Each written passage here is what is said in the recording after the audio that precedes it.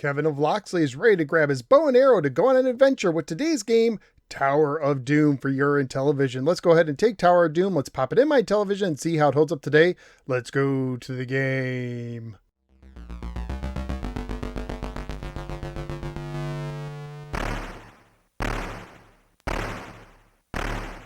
Tower of Doom was published by INTV and released in 1987. It was programmed in part by John Tomlinson, who also programmed the Intellivision port of Commando, which I just reviewed in episode 660. I'll try to remember to put a link to that review in the description below. Tower of Doom was in development by Mattel before the great video game crash as a third advanced Dungeons & Dragons game for the system. Fearing that Treasure Tarman, its predecessor, was too complex, Mattel wanted the third game to be more arcade-like.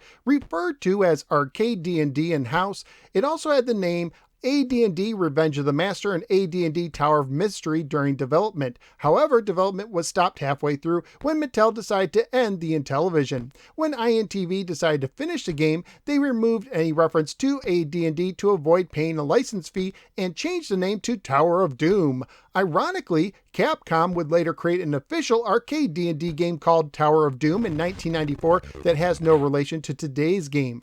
The manual opens with the following: monsters, magic, good, evil, strength, cunning, traps, mazes. Prepare to face the greatest challenge any mortal has ever known, the Tower of Doom. Explore the winding corridors of the tower. Collect precious treasure, discover the secrets of magic artifacts, encounter the vilest creatures ever unleashed. Surviving the Tower of Doom requires quick reflexes and quicker wits. You must learn for yourself how to use many of the items you will find. You must decide when to fight a monster and when to trade treasure for your life. You must maintain your strength, increase your stamina, and develop your diplomatic skills. Select your adventure, select your character, then prepare to enter the Tower of Doom. Tower of Doom is a roguelike action RPG for one player only. The main goal of the game is to start at the top of the tower and make your way all the way down to the bottom, earning your freedom. At the beginning of the game, you could choose your adventure from Novice, the Tower, the Catacombs, the Fortress, the Challenge,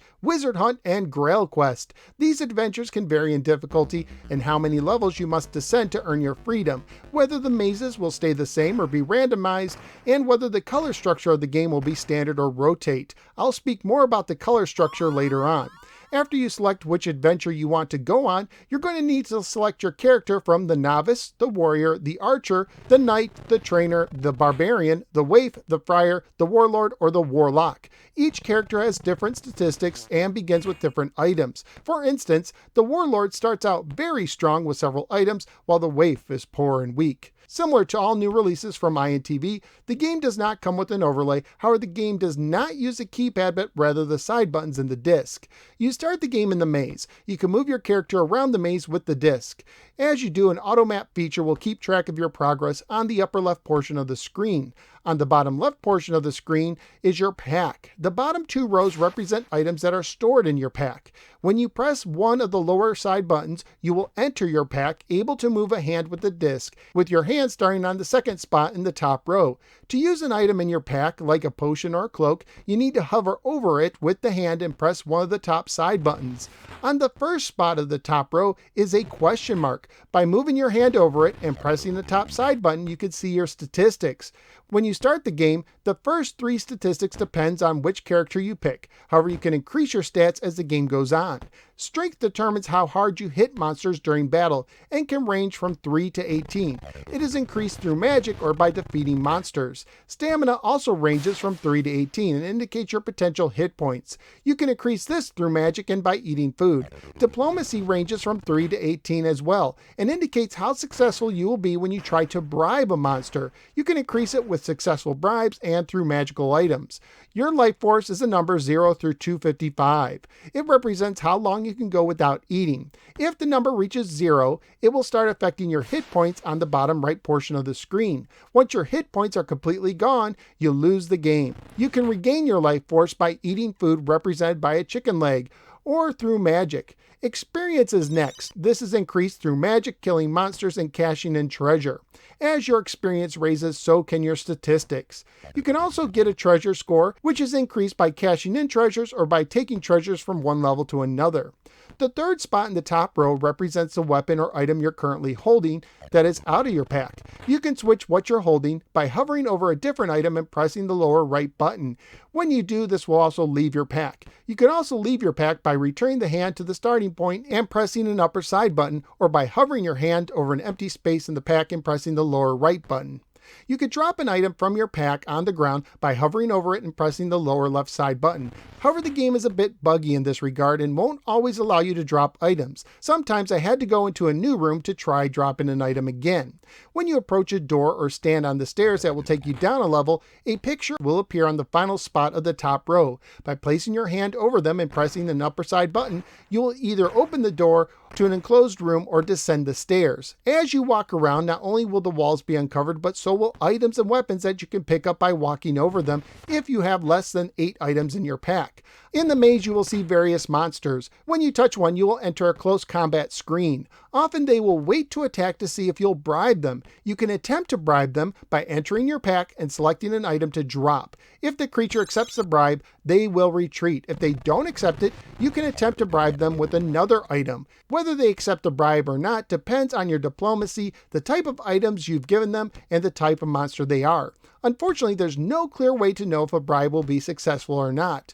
Whenever you do try to bribe them, you lose the item you bribed them with, whether the bribe was successful or not. You can also try to retreat by pressing to the left to go off screen. However, if you do retreat, you will return back to the maze with the monster still in the room. And if the monster touches you again, you will re-enter the combat screen. In close quarters, you may even immediately return to combat without having a chance to retreat on the maze map. If you are holding a weapon used in close combat, you can press the upper side keys to fight with it. Some weapons, such as swords and maces, can only be used in close combat, but never wear out. Some weapons, like arrows, holy hand grenades, and wands, can only be used on the maze map outside of close combat, but the grenades and wands can also cause backlash that can hurt you when used in an enclosed area. These projectile weapons also wear out when used enough. Some weapons like axes and hammers can be used both from a distance or in close combat, but they too also wear out after enough use. The power of the weapons depends on your strength, the type of weapon, and the color of the weapon. In order of strength from weakest to strongest, the colors go gray, cayenne, orange, brown, pink, lavender, bright green, and magenta in most games. But in games with random colors, the colors stay in a similar order, but they're rotated. So magenta will always be more powerful than bright green, unless bright green got rotated to the strongest color, at which point magenta would go to the end of the line and become the weakest. There are also items such as cloaks, grails, potions, rings, scrolls, and rosaries that can be used for various effects depending on their color and type. These effects can be positive, such as regaining health, increasing stats, being able to see items when entering a new area, or becoming immune to traps, or they can be negative, such as summoning a powerful enemy to attack you, making your character become invisible on screen, and losing stats or strength. The manual does not let you know what does what, so finding an online guide is really helpful. Otherwise, you have to rely on trial and error. When you get a treasure, such as a candlestick, coins, or gems, you can use them to add to your treasure score and experience. The amount depends on the type and color. Boots are only useful for bribing monsters. There are also traps in the mazes that often appear as different colored circles or clouds that dissipate. Walking over them can cause undesirable consequences, such as losing life force, being temporarily frozen, or having your disc movements temporarily randomized. With clouds, you can avoid or lessen the consequences by walking through them as they dissipate. There are also transporters you can walk through that will send you to a different part of the maze. Your hit points are represented by shields on the bottom right, with the black area showing how many hit points you can have. When you get hurt, shields will shrink and vanish, but you slowly heal over time. As you descend, you can encounter more powerful monsters, which sometimes are best to just avoid. Your game ends when you lose all of your shields or escape the tower, with a final score breakdown screen shown. Graphically speaking, I think this is a very good looking Intellivision game, with your character and the monsters on the battle screen being competitive with something that you would see on the NES. Sound and music wise, the game is good and atmospheric, but also pretty sparse, with your heartbeat serving as most of the background noise. Family friendly wise, the game contains use of magic and animated battle action, and would most likely get an E for everyone rating if released today. Currently at pricetrying.com, the game has a value of $35 loose, $88 complete, and $213 new. So what do I think of Tower of Doom on the Intellivision?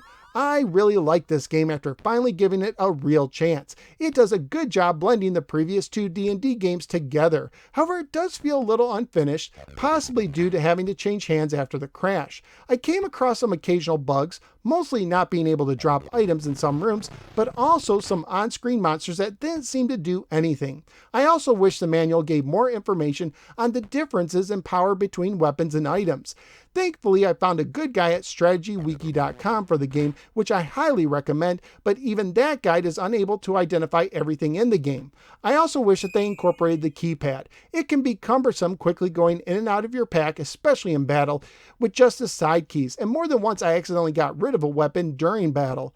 My guess is if Mattel finished the game, it would have used the keypad with an overlay. But despite all the shortcomings, I still had a lot, and I mean a lot of fun with this game. I like that you have several characters and adventure options. The tension in the tower is very well done, and the challenge increases at a very nice pace as you descend. It takes a bit to get used to, but the game really offers a lot, and personally, I want to try to complete every adventure. So where am I going to rank Tower of Doom? Before I give my ranking, I want to remind you that my rankings are based purely on my enjoyment playing the game as a single player. And even though there are areas in which the game could be improved, it is still the most enjoyable game I've played on the system so far. So out of the 59 games that are now ranked for the Intellivision, Tower of Doom is starting out at the top at the #1 position.